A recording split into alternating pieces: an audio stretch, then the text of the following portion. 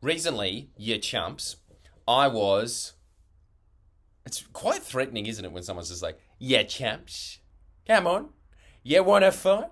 Let's fight. Or let me tell you about our deals and specials at my Greek restaurant. It's one of those two. There's always two options with any body language, isn't there? It's just like, maybe he's just trying to size out if he can put a wedding ring on there or not. Some people like to put it on that finger. Just did that to my audience for a very long time. Well, I have something rather deep to share with you. Would you like to deep dive into it? You can watch the Neil and Jordan podcast, which was me just coming to this epiphany, but it took me 2 hours as usual. And I guess that's a plug. A long, drawn out, very boring version of what I'm about to tell you now. Which is, man. You ever watched The Twilight Zone? Let's just go into it this way. I was talking to her with a friend. My girlfriend was there. She said, while we were discussing The Twilight Zone, you know why The Twilight Zone is scary? Because I was trying to figure that out. Why is The Twilight Zone particularly disturbing? If you ever watch the old episodes, they still play with you. And she was saying that most of them are just there. And they're talking. Most of them are just about existence. Now, I use this exact example, but I'll use it again because it just highlights it perfectly. So why the fuck wouldn't I? Why would I get another highlighter if this highlighter works? You answer me that. Practicalities! That's practical, isn't it? I didn't leave the... Well, I kind of have left the lid off the highlighter because this is very old. But no, she still works. She still works. Old in two ways. I think this is from like 1961. I think maybe Kennedy was still alive. Anyway, this is actually, it shows you how good this show is because I'm sure there was a lot of crap on television that I don't care about at all. Zip zappy dooby, let's dance. Stop saying zap. Anyway, it was an episode where this guy just walks into a casino, wins, comes into the casino the next day, wins again. Yeah, double black, you win, sure, yay. Comes back again, double black, you win again, sure, yay. And at some point he goes, oh, I win again, don't I? Woohoo. Something matter, Mr. Black? Yes. What's the matter? This was the exact dialogue, by the way. It was that good, that enticing. Yes, what's the matter? What a show. And then he says, where do I keep winning? And then the guy says something along the lines of, well, didn't you know, Mr. Black? You're dead. Am I in heaven? No, Mr. Black. You're in hell. What's going on there? The reason that is scary is that the essential message is that anything that you do, even the thing that you love the most in the world, if you had to do it for eternity, at some point, you'd lose your mind. It's just Black Mirror. Black Mirror is just the Twilight Zone, except now featuring an iPhone. That's it. Same show. But they're all just dealing with that. The torture of existence. And it's very disturbing. And then Neil was obviously telling me that, yeah, you can go down that path and you come to your conclusion, so just don't have the conclusion. And I didn't like that. But then at the end of the podcast, I came to the same conclusion. Jesus, that was actually a pretty good summary of it. How fucking boring does it sound? You just... It's there, check it out, why not? But, sorry about that episode, guys. What's happening there, I think, is that if you do anything long enough, what goes down? And this is key. This is actually the point of why that went on for so long, to get to this single point. And I swear to God, it would cure most depression in the world. Not all, but most. If most people understood that pointlessness is torture. Let me give you another example. Jordan Peterson, and when I heard this the first time, I thought, it sucks, it's probably not even that true. But like everything he's ever said, ever, you ready to be triggered, internet, is 100% correct.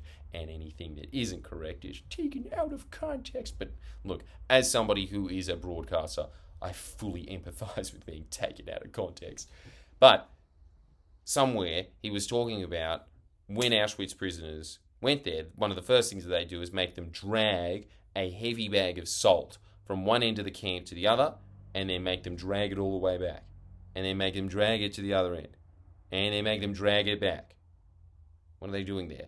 They are teaching them that what they are doing has no meaning. They are really crushing someone's spirit there. It's a different kind of thing. Like, physically they are as well, because it's heavy. But the real cruelty of it is saying that what you are going to be doing in this camp, not only you're going to die in this camp, but every moment of your existence until that death is going to be pointless. That messes with people. And I think that that truly creates insanity. Because every drop kick that I know that has, this is, again, goal. What is it? Point. There is a point to it. Your existence all of a sudden has a point. What am I always recommending when people say I have a depressed friend? Try and get them to have goals. Doesn't matter how small they are, give them goals. Why? Because your existence all of a sudden has meaning. Before it had nothing. Nothing is torture. When you are in one of those stages, when people are always saying, oh, I'm down and nothing's going my way, this is what happens. The mind just starts ruminating. It goes directionless every which way. No, that way, that way. When the brain thinks that, it goes, okay, and then just goes on to that. That's the whole thing. When people always talk about the goals isn't freedom, it's freedom from torture. I'd prefer not to be tortured. That's my personal opinion. Come get some kebab. I did it again. Kebab. But this is something that I really want you to meditate on, which is that as soon as you give yourself any meaning at all, this is the whole point of nihilism, I suppose, but as soon as you give yourself any meaning at all, it doesn't matter what, you're miles ahead of other people that just don't have anything. And this is why I think a lot of people, 80% of the people, hate their job and hate their life. Because they just don't see any point to it. Yeah, fucking horrible. Like, your existence is fleeting. Fleeting. You've got to attach it to something. And the rest of your life, I think, should just be about honing it so it has more of a point. And as soon as you do that, you become less insane. And people that are pointless, completely insane. This is the other thing that I think is the torture of being a drug addict, is that, as my dad always said, you do drugs so that you can escape from the fact that your life sucks. Yeah? So, you doing nothing seems really entertaining when you're on LSD. And that's all fun, and that's a nice little optical illusion, and maybe you might learn a few things, man. I'm currently reading a book written by a hippie at the moment, and you're like, yeah, man, I like the way this guy sounds. There's some jive to it. That's all well and good. But he also did have a point, by the way. He had a purpose in life. But this is the whole thing. Purpose is completely on you. That is something that you can control. That is a gift you give yourself. And it doesn't matter if you hate your job. You give that job a purpose. It is going to become so much more bearable than if you are thinking, what is the point of this? Let's just go with dominoes, for instance. If your point is to try and fold as many of those pizza boxes as you can in an hour and then break it. Every time I ever heard that joke of The Simpsons, I know it was supposed to be a joke about how boring it was, but I thought, no, that actually would make that activity way better. There is some wisdom to that. Giving yourself a point. That is a point. That is a goal. Let's just say that it is with jiving with customers, for instance. If you can maybe make the point that I'm going to get better at minute interactions with people. Not even minute, few second interactions. That, you know how there's just that mechanical exchange that you have normally if you're in customer service with someone where they just go, hi, how are you? Good, thanks. I would like one pepperoni pizza, thank you. Okay, that's $10.90, thanks. If you can get better at just breaking them out of that reality, however you like, in a way that is socially acceptable, that becomes a point.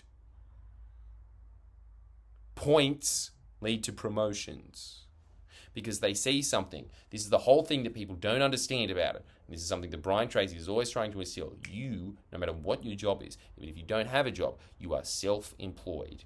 And you are for the rest of your life. The thing is, just your checks just start getting bigger when you start thinking about yourself as being self-employed. But this is what I want you to write down. Pointlessness is torture. That is true torture to the spirit. A point is salvation. Pointlessness is torture. A point is salvation. And then I want you to write down, what's the point of your existence?